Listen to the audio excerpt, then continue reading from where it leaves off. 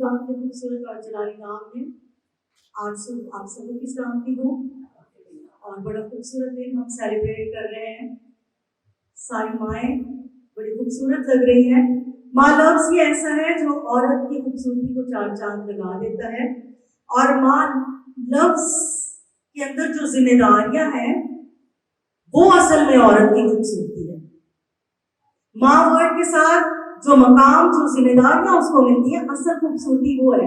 लफ्ज़ तो महज लफ्ज़ होता है, लेकिन उस लफ्ज़ में पिन्हा जो जिम्मेदारियां होती हैं, जो मकाम होता है, जो रिस्पेक्ट हमें मिल रहा होता है, जो मोहब्बत हम दूसरों को दे रहे होते हैं, असल वैल्यू उस चीज की होती है। क्योंकि लफ्ज़ अपनी मायने के बगैर, अपने मफहूम के बगैर बेकार होते हैं अगर हम उसको जानते और समझते नहीं हैं। और एक लफ्ज़ अगर अपनी पूरी मीनिंग के साथ हम अपनी जिंदगी में उस लफ्ज़ के मुताबिक चल रहे होते हैं तो फिर अच्छा लगता है, वो लफ्ज़ हम पे सूट करता है, अदरवाइज सूट नहीं करता। वो टाइटल सूट नहीं करता। वो रिश्ता, हम उस रिश्ते से अपोजिट जा रहे हो तो लोग भी कहते हैं। तो मैं माओ से ही बात करना चाहूंगी, क्योंकि आज ये जो दिन सेलिब्रेट किया जा रहा है वो माँ के मकाम की वजह से है। जो मकाम खुदा ने आपको बख्शा, जो आपकी औलाद आपको बख्शती है, जो आपके घराने के एक शादीशुदा औरत होने के बाद आपकी जिंदगी में एक नया मकाम आता है। तो मैं माँ से ही बात करना चाहूंगी, बच्चों से भी बात करूंगी थोड़ी सी। कलाम में लिखा है तो अपने माँ और बाप की इज्जत कर। जिस तरह माँ और बाप बच्चा बुरा हो या अच्छा हो उससे मोहब्बत करते हैं, उस तरह बच्चों पे भी लाजिम है कि माँ बाप में अगर कोई कमजोरियां खामियां हैं तो फिर भी आप पे लाजिम है कि आप इज्जत करें। ये नहीं कि माँ बाप इस लायक नहीं, उन्होंने हमारे लिए किया क्या। कुछ बच्चे ऐसा कहते हैं, आपने हमारे लिए किया ही क्या। और ये सिर्फ जिस्मानी माँ बाप के लिए नहीं, हम रूहानी तौर पे भी हमारा बाप, आसमानी बाप, हम उससे भी बाज़-औक़ात कहते हैं कि क्या किया खुदा ने हमारे लिए। दूसरों को इतना दे दिया हमें, किसी को ज्यादा देता है, किसी को कम देता है, किसी को बिन मांगे दे देता है, किसी को इतने घुटने टेक टेक के दुआएं करने के बाद भी नहीं देता। लेकिन हम पे औलाद होते हुए, फर्जंद होते हुए, बेटे बेटियां होते हुए लाजिम है कि हम इज्जत और रिस्पेक्ट कायम रखें। हम उनके जज नहीं, हम मुंसिफ नहीं है। और इज्जत करना क्यों जरूरी है? क्योंकि खुदा ने कहा है, और जो बात खुदा ने कही है, जो कलाम में लिखी है, वो करनी जरूरी है। जो जो अहकाम उसने दिए, और अगर हम कलाम के मुताबिक ही जिंदगी गुजारे तो वक्त आने पे हमें पता चलता है कि खुदा वाकई जो चीजें कहता है वो बहुत बेहतर होती है हमारी लाइफ के लिए। उसमें कोई नुकसान नहीं होता बल्कि फायदा ही होता है। माहौल अच्छा रहता है, आहिस्ता आहिस्ता रिश्ते अच्छे होते जाते हैं। खुदा का कलाम हमारी बेहतरी के लिए है। खुदा का हर वादा, हर बात, हर चीज इंसान की बेहतरी के लिए, अपलिफ्टिंग के लिए, बरकत के लिए। माँ की मेहनतों के लिए, काविशों के लिए, जितनी माएँ यहाँ पे बैठी हैं उनकी लाइफ में उन्होंने जितनी भी स्ट्रगल की, आज तक जितनी कुव्वतें बर्दाश्त के साथ वो चलती रही है, घर में, घर के काम को लेकर, बच्चों की तरबियत तक, घर में हर एक को संभालने तक एक बड़ी सपोर्ट के तौर पे माएँ सामने आती रही हैं। वो जिस्मानी सपोर्ट हो या रूहानी सपोर्ट हो या ज़हनी सपोर्ट हो, हर तरह से माएँ सपोर्टिव रही हैं। I salute all of you. मैं सारी मदर्स को खराज तहसीन पेश करती हूँ। Congratulations, happy mother's day. खुदा आप लोगों को इससे भी बढ़कर हिम्मत और ताकत दे कि आप बेहतर मदर बनने के उस मकाम पे पहुंचे जो खुदा चाहता है। आमीन।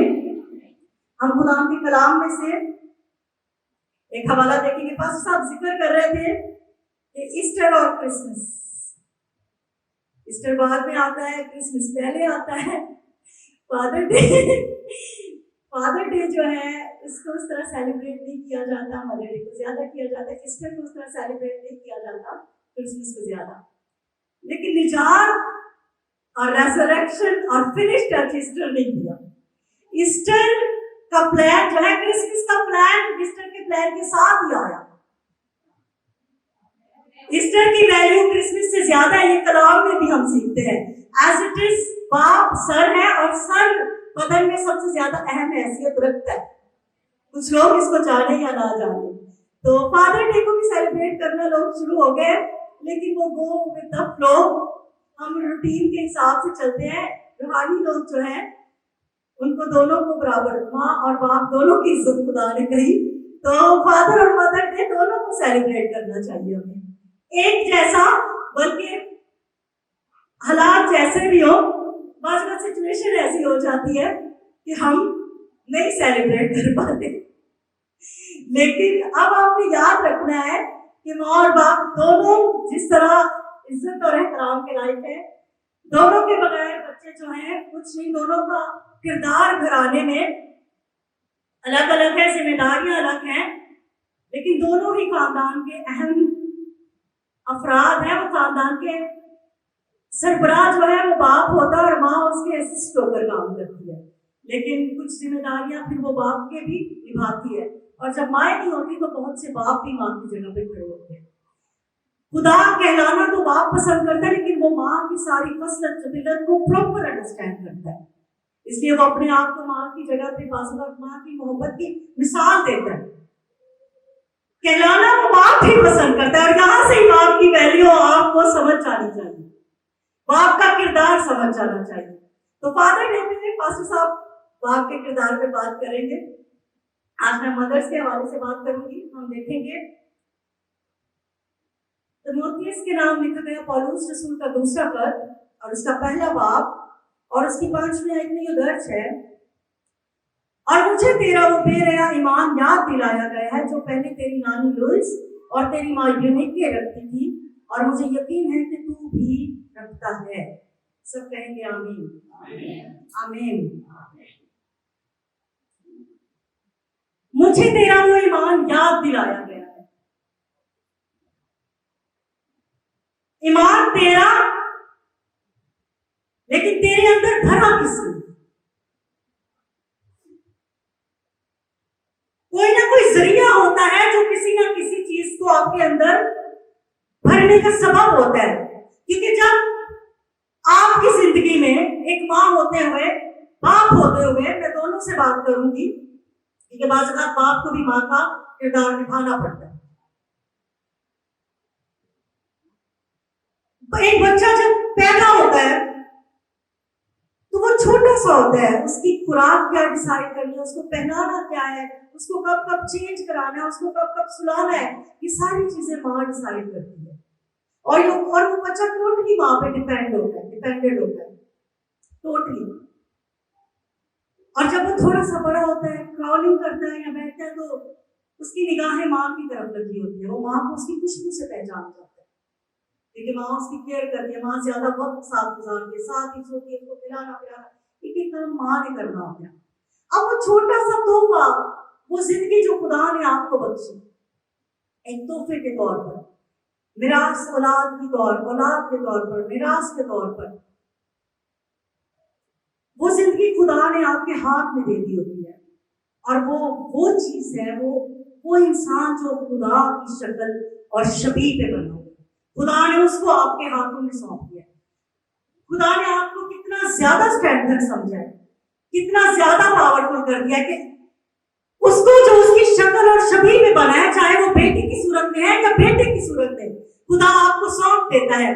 पहले वो आपको आपके रहन में उसको जगह देकर एक खास मकाम बख्शता है, और तभी से आपका माइंडसेट शुरू हो जाता है। और बहुत सी जगहों पे अपने मकाम को समझती नहीं, अपनी वैल्यू को समझती नहीं, या माँ होते हुए उसको लगता है कि मुझे खुदा ने ना एंटिटी में मेरे पैर दलदल छुपा दी, ना मैं हिल सका, मैं काफी चीजें अपनी ख्वाहिश के मुताबिक नहीं कर सकती।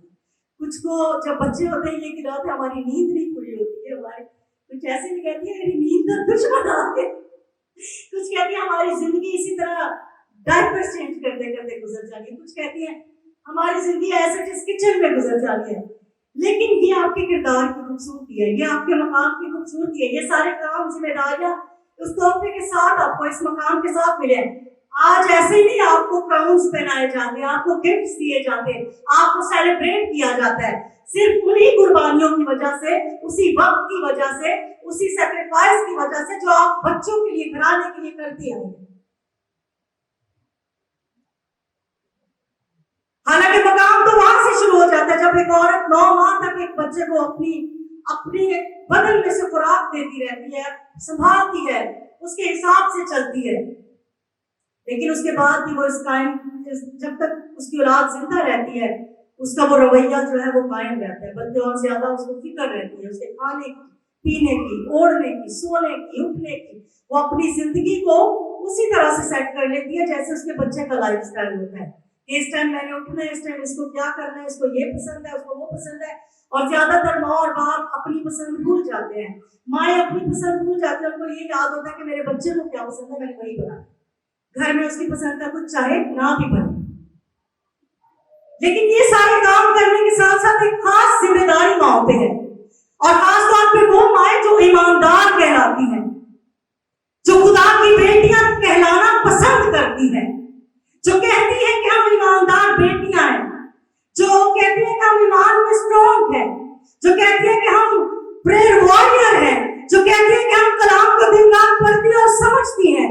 उन पे खास जिम्मेदारी ये है कि वो अपने बच्चों में उस ईमान को भरे जो खुदा ने उनके अंदर भरा, ताकि इस तरह उनकी भी मिसाल दी जाए। और ईमानदार औरतें महज मां होते हुए ईमान को नहीं भरती, वो नानियां और दादियां बन के भी अपने पोतों में, नवासों में उस ईमान को भरने का सबब बनती है। यहाँ पे जिक्र है लॉरेंस और यूनिके का। लेकिन हमारे यहाँ पे क्या कल्चर है कि जैसे जैसे हमारी खवातीन, कुछ खवातीन, सबको नहीं मैं कहूंगी, बूढ़ी होती है, उनकी लैंग्वेज चेंज हो जाती है, उनका माइंडसेट चेंज हो जाता है। कहा जाता है कि बूढ़ा और बच्चा बराबर है, हालांकि उनकी हिकमत का लेवल अप होना चाहिए, उनका ईमान और मजबूत होना चाहिए, और उनको अपने तजर्बे के हिसाब से और पॉजिटिव बातें करनी चाहिए, ताकि उनके घराने में जो पोते पोतियां हैं, जो नवासे नवासियां, दोनों पे उनकी जिम्मेदारी है। अगर कोई एक आपका चरित्र है तो आप ध्यान दें, दोनों जो हैं उनमें जो ईमान, जो पॉजिटिविटी, जो आदतें आप भर रही हैं, जैसे यहाँ पे नानी का जिक्र है, तिमोथियस की नानी का, आपके नाम की भी गवाही दी जाए, क्योंकि इंसान का नाम औलाद से जिंदा नहीं रहता, बेटों से या बेटी, जो इंसान का नाम उसके काम से जिंदा रहता है। और जो काम उन्होंने यहाँ पे किया, यहाँ पे पहली फुर्सत में पौलुस रसूल ने उनका नाम दिया। तो ईमानदार बेटियां, ईमानदार माएं सबसे पहले अपनी जिंदगी में ये चीज सोच ले कि हमें हमारा अवलीन फर्ज क्या है। हमारा फर्ज सिर्फ ये नहीं कि हम बच्चों को उठाएं, स्कूल भेजें, खाना खिलाएं, स्कूल के लिए हम अलार्म सेट करते हैं, चर्च के लिए हम कोई अलार्म सेट नहीं करते, हम संडे स्कूल के लिए बच्चों को फोर्सफुली नहीं भेजते।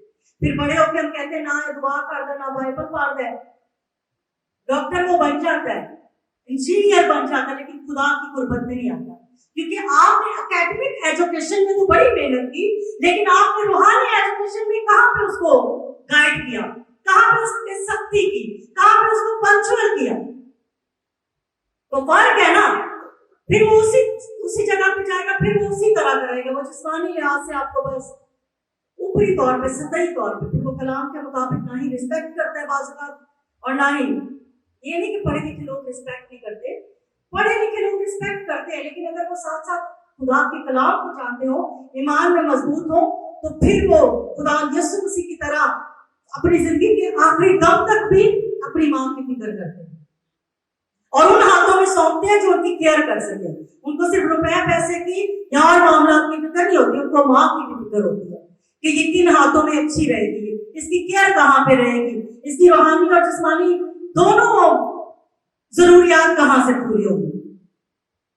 और मैं बार बार कहती हूँ कि माएँ जब भी बच्चों को डॉक्टर के पास लेकर जाए, आयरन डेफिशिएंसी, विटामिन डी कम है, विटामिन ए कम है, ये कम है, वो कम है, 3 टाइम खाना खाते, बस 4 टाइम भी बच्चे खा लेते हैं। आजकल से क्रेविंग्स से पिज़्ज़ा बर्गर बखरे ऐड कर लो।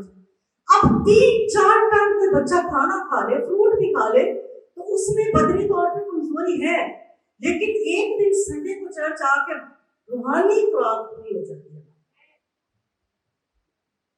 यहां से हम देख ले कि हमें कितनी फिक्र होती है कि डेली दुआ जरूरी है या नहीं मेरे बच्चे के लिए, डेली बाइबल रीडिंग जरूरी है या नहीं, और कितने टाइम उसको बाइबल पढ़नी चाहिए, कितने टाइम उसको दुआ करनी चाहिए, कहाँ कहाँ पे वो वीक है रूहानी तौर पे, मुझे कौन से रूहानी वाइटामिन उसको देने चाहिए, मुझे कहाँ पे फोकस करना चाहिए कि यहाँ पे मेरा बच्चा वीक है, क्या मेरे बच्चे में ईमान की कमजोरी है, क्या मेरा बच्चा ज्यादा साइंटिफिक बातों की जिक्र करता है और बाइबल की बातों को डिनाई करता है। We have to think about it.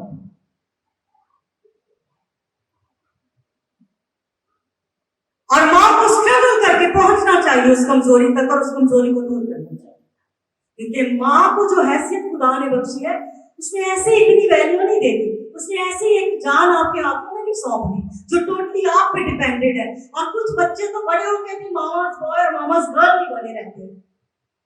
उनको अपनी माँ की आदत होती है कि माँ ने कपड़े निकाल देगी, माँ ने कपड़े सेट करने हैं, माँ ने शर्ट निकाल के देनी है, माँ ने बुलाना है, माँ ने पानी का गिलास पकड़ाना है।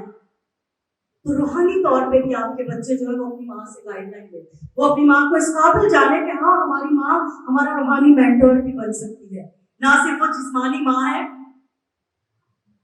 जैसे कि हम कहते हैं कि पास्टर साहब बच्चे को नाम रखो, बिगड़ गया है तो ना रहेगा कि जिंदगी संवर जाएगी।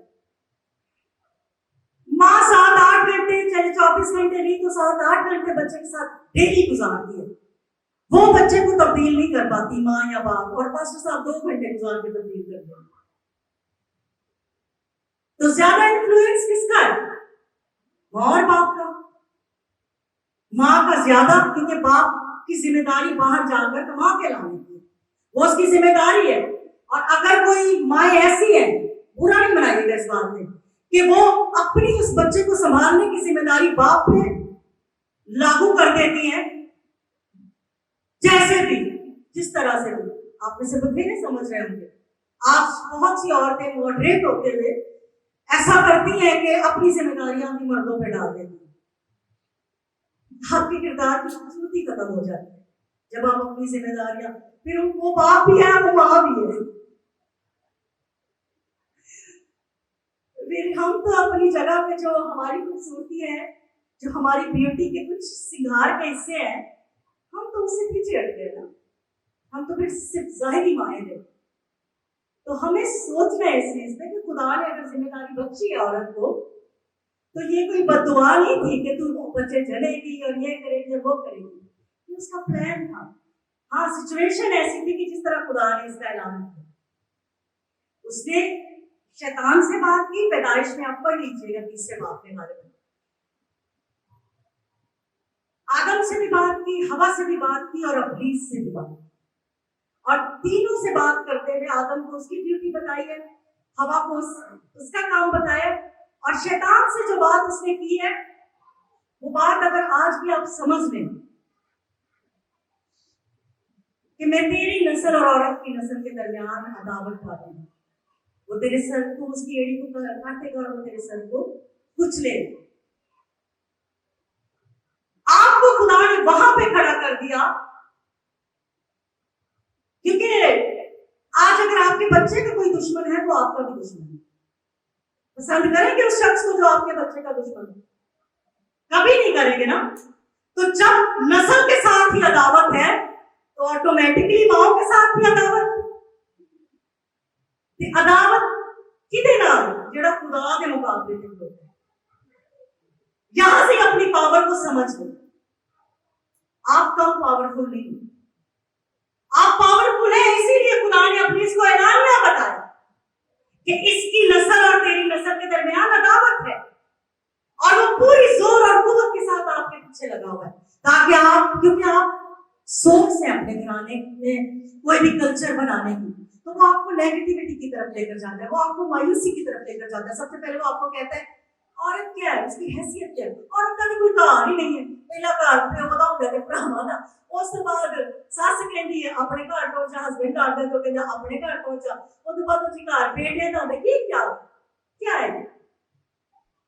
आप जानते हैं ना, जब तक आप अपनी इज्जत नहीं करते कोई दूसरा नहीं करता, जब तक आप अपनी वैल्यू नहीं समझेंगे कोई दूसरा। तो जो तुसी खुद ही खुद ਨੂੰ कहना है ਸਾਡੇ ਨਾਲ ਇਹ ਹੁੰਦਾ है, ਸਾਡੇ ਨਾਲ ਉਹ ਹੁੰਦਾ है। बाइबल में औरत को मकाम दिया गया है।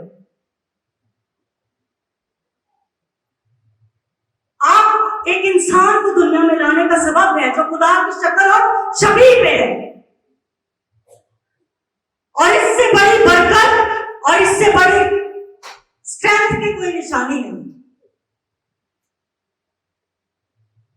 क्या आप एक इंसान को वजूद देती है, अपने अंदर खलक करती है, उसको संभाले रखती है। निजात दहिंदा को भी खुदा को पता था इब्लीस ने इतने हमले करने क्यों ना, लेकिन एक औरत को चुना, उसके बातन में निजात दहिंदा रहा और प्रोटेक्टेड रहा, क्योंकि उस औरत का लिंक खुदा से जुड़ा हुआ था। वो खुदा से अपनी सारी कीमत लेती थी, वो खुदा से उसका मजबूत रिश्ता था।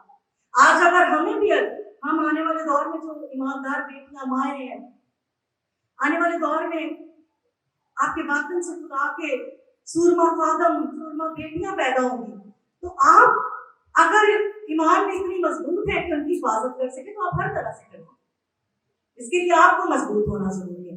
खुदा के कलाम में से एक और हवाला पढ़ेंगे।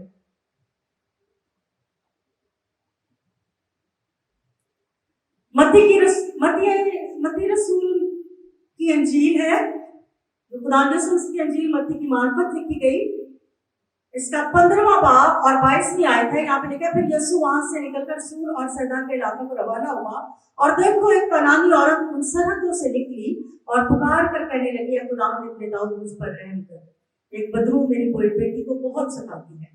मगर उसने उसे कुछ जवाब ना दिया, और उसके शागिर्दों ने पास आकर उसे अर्ज की कि इससे रुखसत कर दे, क्योंकि वह हमारे पीछे चिल्लाती है। उसने जवाब में कहा, मैं इस्राएल के घराना की कोई भेड़ों के सिवा और किसी के पास नहीं भेजा गया। मगर उसने आकर उसे सजदा किया और कहा, खुदा मेरी मदद कर। उसने जवाब में कहा, लड़कों की रोटी लेकर कुत्तों को डाल देना अच्छा नहीं। उसने कहा, हाँ खुदा, क्योंकि कुत्ते भी उन्हीं टुकड़ों में से खाते हैं जो मालिकों की मेज से गिरते हैं।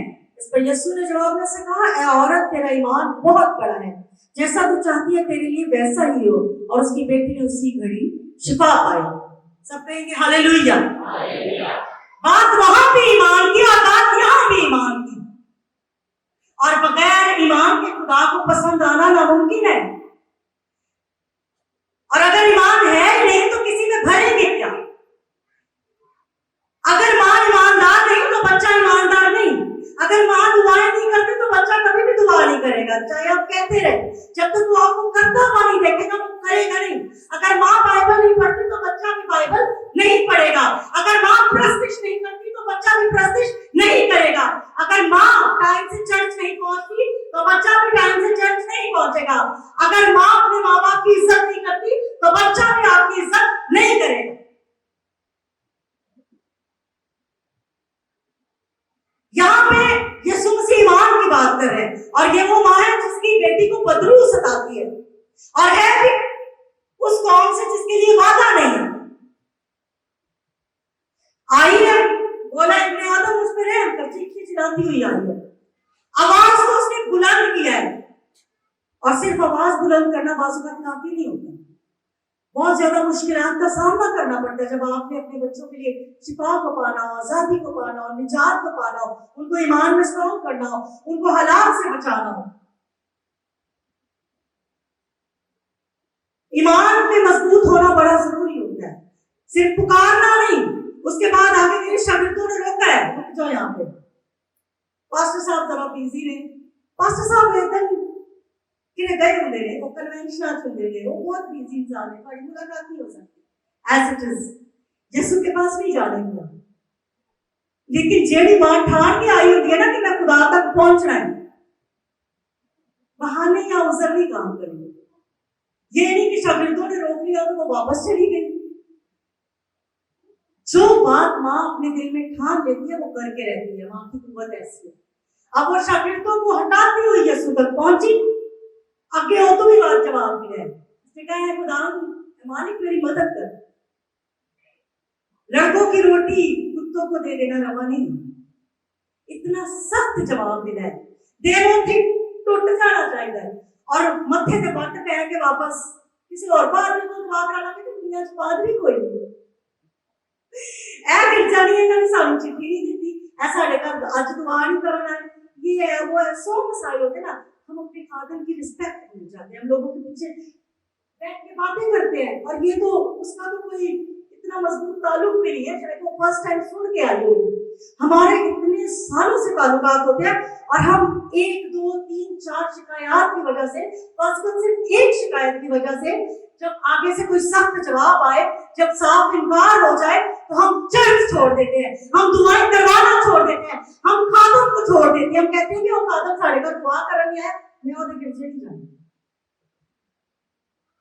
मगर इतने सख्त जवाब के बावजूद वो गई है।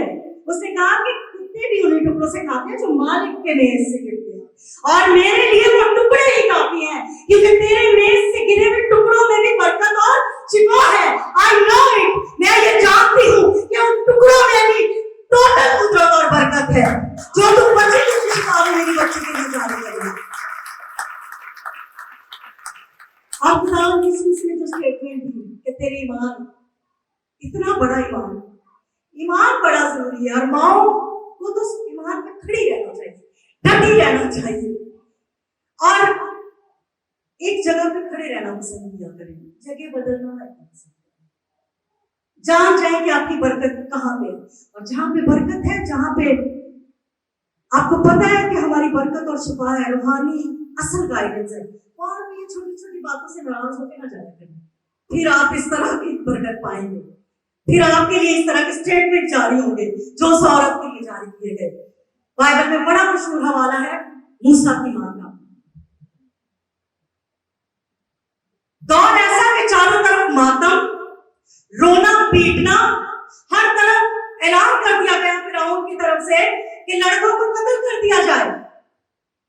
अब ऐसी सिचुएशन में एक तरफ से आसानी भी है कि कुछ दाइयां जो है वो बच्चों को, लड़कों को कत्ल नहीं करती थी, छोड़ देती थी, लेकिन एक टाइम आता था कि औरतें बचा नहीं पाती थी, फिर उनको कत्ल कर दिया जाता था। लेकिन वहां पे ये एक ऐसी माँ है, योकबल, मूसा की माँ, जिसने ये सोचा कि अगर दाइयां नहीं मार सकिया तो खुदा का प्लान है, दाइयां नहीं मार सकिया तो और कोई कौन होगा मेरे पुत्र को मारेगा। उसने प्लान तैयार किया। प्लान क्या है? टोकरी तैयार की, टोकरी में गुजारा गुजरा कोई नहीं, मिट्टी भी लगाई है, राल भी लगाई है, कि प्लान ये है कि पानी में छोड़ना है, और अगर पानी टोकरी के अंदर चला गया तो उधर भी तो बच्चा मर ही सकता है, वो छोटा है, वो कौन सा निकल सकता है पानी से। इतना प्रॉपर प्लान उसने तैयार किया, साथ उसने अपनी बेटी को शामिल किया, और बेटी भी वो जिसने इनकार नहीं किया, वो अपने भाई के साथ साथ रही। ईमानदार माँ अपनी बेटियों की भी तरबियत उसी तरह करती है, और बेटियां भी आगे से माँ की तरह ईमानदार ही होती है, और अपनी माँ की हर बात की हामी होती है। वो ये नहीं कहती कि अगर मुझे किसी ने देख लिया, अगर ये हो गया, अगर वो हो गया, अगर ऐसा हो गया। असल हुक्म जारी हुआ कि कत्ल किया जाए। ये ओदी कुड़ी वाली छाड़ रही है। जो ईमानदार होते हैं उनको दुश्मनों का इतना खौफ नहीं होता, क्योंकि उनको पता होता है हमारा प्लान ज्यादा पक्का है, हमारा प्लान ज्यादा मजबूत है, हमारा खुदा ज्यादा जोरावर है। और जब खुदा की बेटियां प्लान करती है तो किसी का जोर नहीं चलता, किसी का वार नहीं चलता, कोई आपके बच्चों को हराम नहीं कर सकता, और ना ही आपके बच्चों को गुनाह में मार सकते हैं। आप अपनी घराने के लिए निजात को लेकर आती है। ऐसी बहुत सी माएं हैं जो परेशान है, प्लान तैयार करें, खुदा की हजूरी में झुक जाए और फिरौन के सामने डट जाए। शहजादी ने उठाया, पहचान के ये बच्चा तो इब्रानी है, बड़े सोड़ा, उसको इतना पसंद आया। असल में जिनके लिए खुदा के प्लान आते हैं ना, उनको दुश्मन के फर्जंद बेटे बेटियां भी पसंद करना शुरू हो जाते हैं। और ना खूबसूरती इतना को अट्रैक्ट कर दी, अपना नूर इतना को अट्रैक्ट करता है कि फिर मेरा गालिब नहीं आ सकता। फौरन गई, क्या मैं इसके लिए कोई औरत लाऊं जो उसको दूध पिलाए? देख चाहिए होएगी, जाहिर है तू तो शायद मतलब के इंतजाम करेगी, किसे सोचा होगा कि किसी ना किसी को तो इसने लेके जाना ही है, मैं क्यों ना अपनी माँ का नाम दे दूं। उसने बोला सही है। अब वो माँ जो उस दौर में अपने बच्चे को संभाल लिया, जब दूसरी माएं तैयार है कि हमारे बच्चे कत्ल होने वाले हैं, वो मेंटली तैयार है कि अब मेरा बेटा कत्ल हो जाएगा, वो रोना और मातम कत्ल होने से पहले शायद रोती हूँ, जब जब गोद में लेती हूँ, दूध पिलाती हूँ तो रोती हूँ। ये दौर ऐसा है। अब सोशल मीडिया, माशरे में जो कुछ चल रहा है, मुआशरा ही इंजदा है, माहौल ही इंजदा है, ए इंजदा है, वो इंजदा है, बच्चों को बचाना मुश्किल है, बेटियों को बचाना मुश्किल है, आजकल की लड़कियों को प्रोटेक्ट करना मुश्किल हो गया। सादा सादा बच्चियां होती हैं, घरों में रहती हैं, लेकिन ऐसा पुलिस कब्जा करता है। अपने लिए जीवन साथी वो चुन लेते हैं जो माँ बाप के लिए खास लानत का बायस, जो खास बेइज्जती का बायस बन जाते हैं, अपनी कौम के अलावा दूसरी कौम में चुन जाते हैं। माँ मेहनत कर रही होती है, ये नहीं कि कोई माँ नहीं चाहती कि उसका बच्चा ऐसा, कोई बाप नहीं चाहता कि उसका बच्चा ऐसा, लेकिन शायद कहीं पे हम खुदा से गाइडलाइन लेना भूल गए। और अगर खुदा से आप अपने बच्चों को प्रॉपर गाइडलाइन देते भी हैं, वो खास जिंदगियों को का दुश्मन होता है, वो ताक में होता है कि उनको फाड़ खाए। अगर आपका बच्चा कलाम में है कि दुआएं भी करता है, फिर भी आपको जरूरत है कि उसको चेक एंड वॉच करें, चेक एंड बैलेंस करें। आपको देखना है कि आपके बच्चे में ये जो चीजें, ये प्रिटेंडिंग तो नहीं गई कि वो पास्टर का बेटा, खादम का बेटा या बेटी होते हैं, सिर्फ जाहिरी तौर पे तो नहीं दुआएं करता। क्या उसकी जिंदगी में असल होल है बाकियों का? अपने ईमान में क्या उसका ईमान भी लोइस और यूनिके ने जो अपने बेटे में नवासे में भरा, क्या वो ईमान है जिसको कोई हिला ना पाए? ईमान ऐसा भरना है जिसको कोई हिला ना पाए। अब यहाँ पे माँ दूध पिलाते हुए उसको बता रही है, तू किस कौम का है, तुझे क्या करना है, तुझे ऐसा करना है, तुझे ये करना है, तुझे वो करना है। और दूसरी तरफ एक माँ है जिसको वो प्लानिंग के तहत जहां तक वो पहुंच जाए, फिरौन की बेटी, वो भी माँ है जो पालने वाली। आपकी जिंदगी में भी ऐसे बहुत से लोग होते हैं, जैसे रूहानी माएँ होती है, रूहानी बाप होते हैं, मेंटर्स होते हैं, वो उसको तालीमी तौर पे मतलब इतना एक्सपर्ट, उसको इतना एजुकेटेड, इतना एक्सपर्ट ड्रेसिंग के लिहाज से, मतलब महल में वो पला है सिर्फ उस शहजादी की वजह से ना, शहजादी का बेटा बन के जब वो पला तो शहजादों की तरह। अब ये माँ जिसने अपने बेटे को बचाने का प्लान किया, और जब टोकरी दरिया में छोड़ी गई तो ये वही दरिया था जहां पे दूसरे बच्चों को कत्ल करके फेंका जाता था। पढ़ लीजिएगा हवाले में, यहाँ पे दूसरों की ये कब्र है, लेकिन इसके लिए ये दरिया जिंदगी का बाइस बन।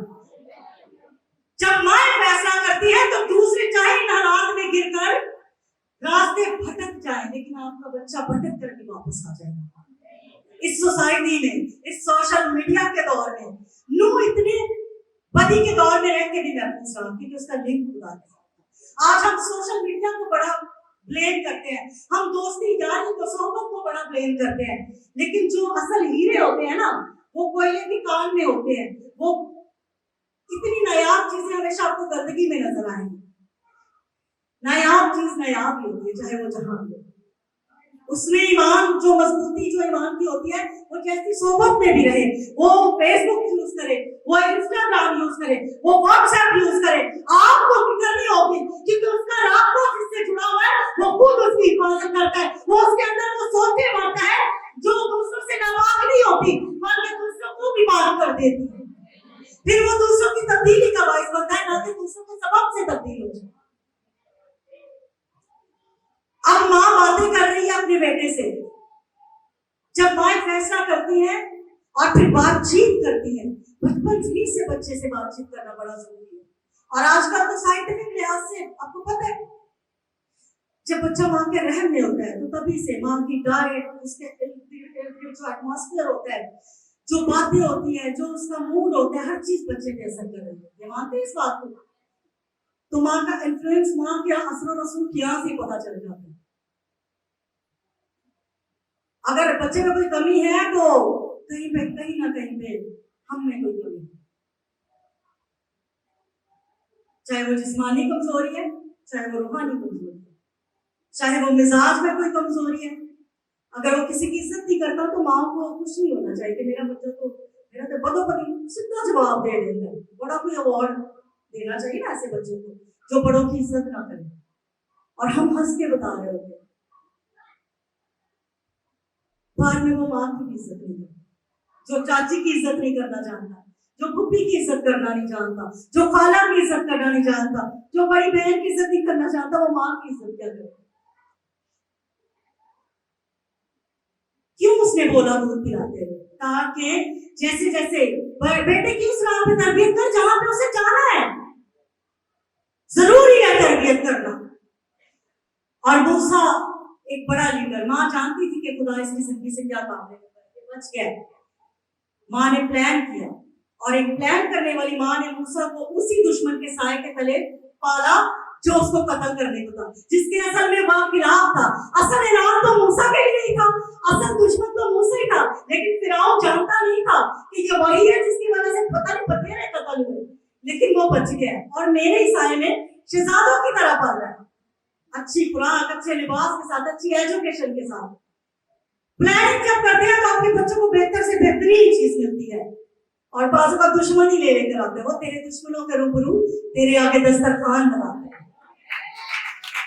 आमीन, हालेलुया, से हालेलुया। क्योंकि खुदा वाहिद है जो मुहीत है, रब्बुल अफ़वाज है, वो कुल रोए जमीन पर शहंशाह है, और उसके बेटे और बेटियां भी शहजादियां और शहजादे हैं। उसने हमें प्यार बख्शा है कि हम प्लान्स करें, और प्लान सिर्फ यहाँ तक ना रहे बल्कि प्लान्स को एक्टिवेट करने वाले हो।